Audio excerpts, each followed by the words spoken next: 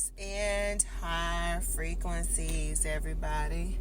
Blackfit Witch is in the house. It's more so today, Dream Oracle.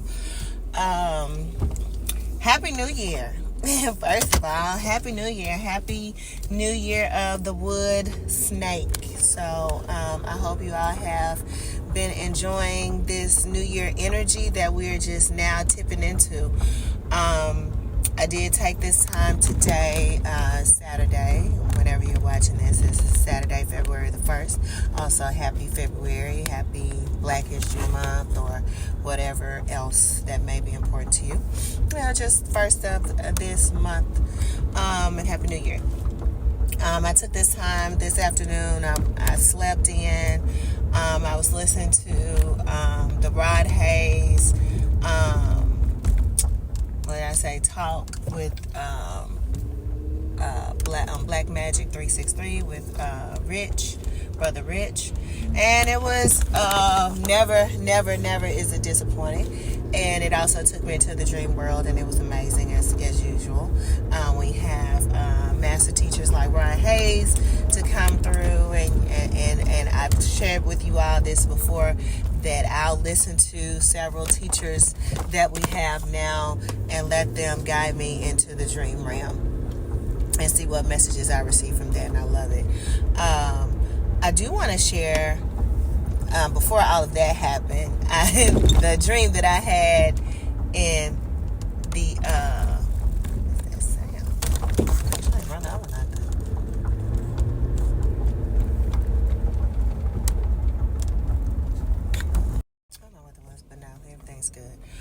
The dream space I had last night. So I was able to time travel, and I went into 1962 and 1965. I was in 1962. One part of the dream in 1962, I was in Ohio. And in this dream, which was really beautiful, I was being housed at this wonderful hotel. The hotel was almost like just being in a beautiful home, right? And they had my bedroom set up. I love white linen and, white comforters and sheets and everything. So it was set up, and the bedroom was all white. I don't remember what they was housing me for, what I was receiving, who I was, some type of dignitary. What are you doing, ma'am?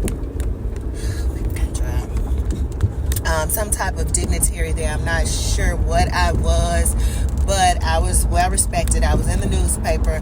It was housing me there. I think I was supposed to receive something, award or speak. I don't know. I can't remember what it was, but I was there, and I had someone who was supposed to accompany me that was going to be in the room across from me, but they didn't show up.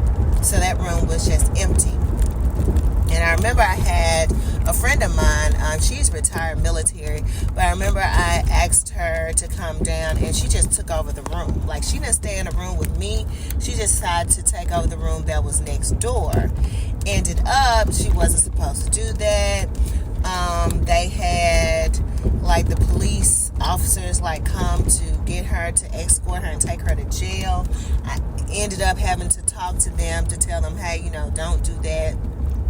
This is my friend. She's good. She's staying here with me.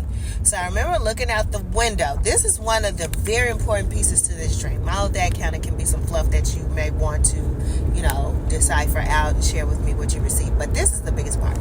So I'm sitting in the bed.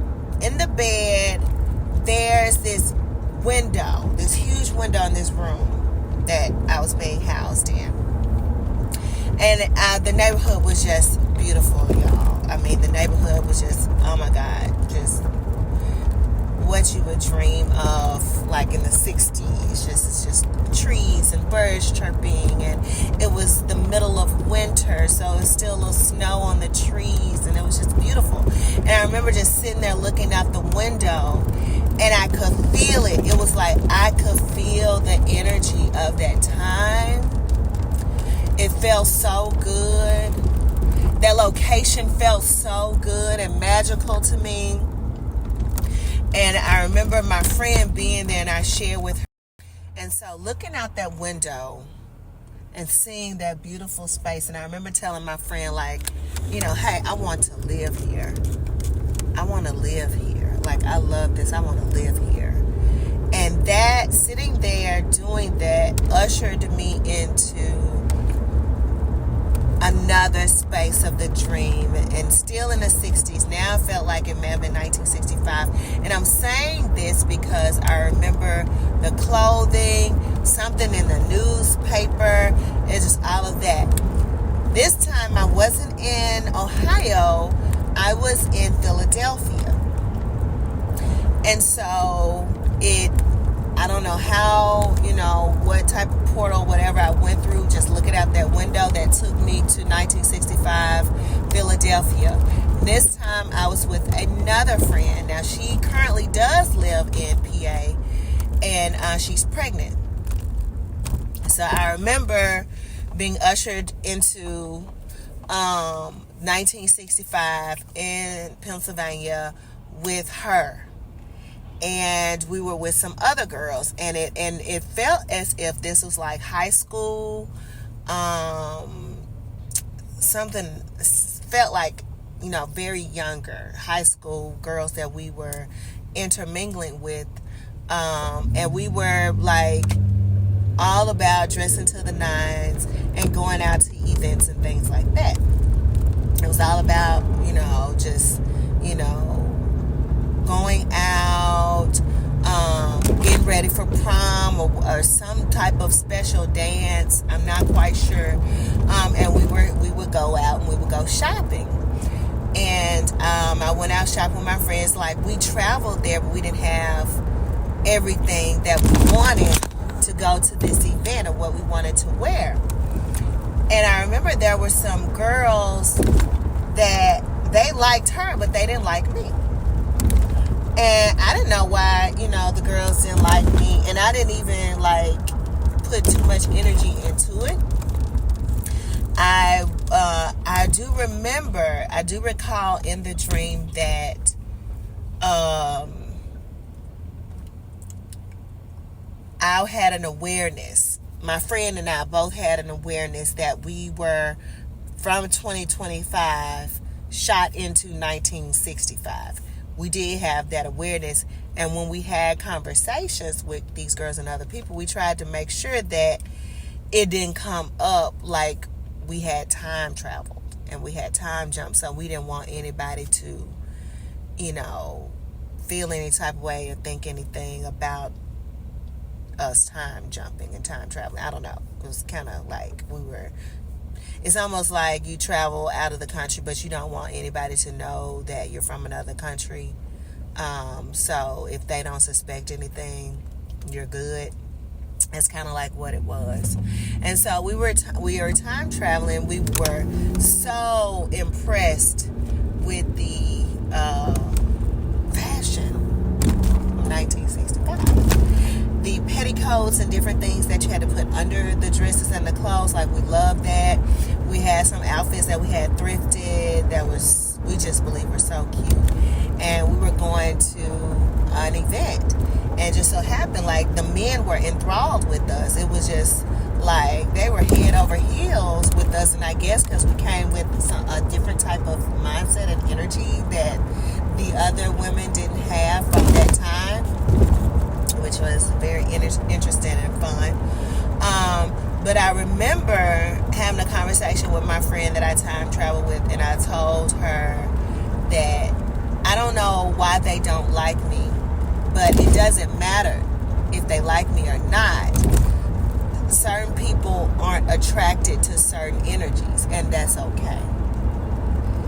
And that was such a message. I said it in a dream, and it's still like such a message that, and it is for me, and it's for anybody else that may listen to this video and come across this video whenever you come across it. But it doesn't matter, you know, if someone doesn't like you, or if they do like you, or if they don't like you, or whatever the case may be, right? It doesn't even matter, because certain people are attracted to certain energies, and that's okay.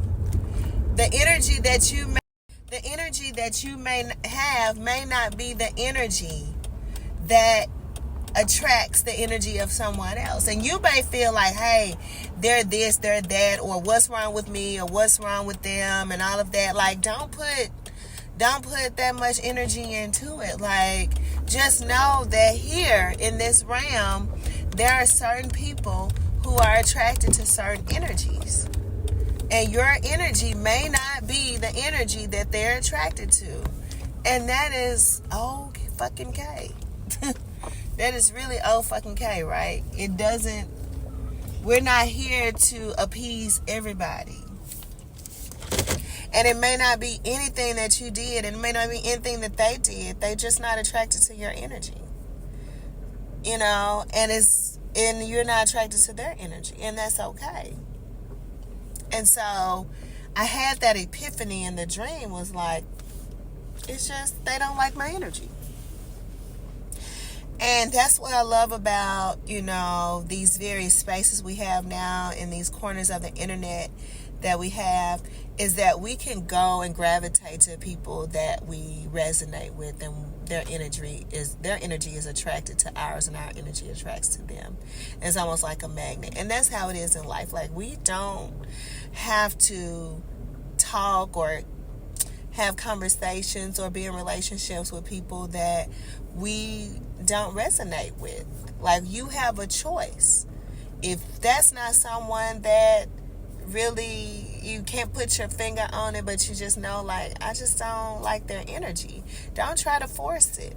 Maybe, at some point in your growth, you'll evolve into something that's better. You'll understand and looking to understand them, or maybe you won't, and it's okay. Like, we're all here for this experience.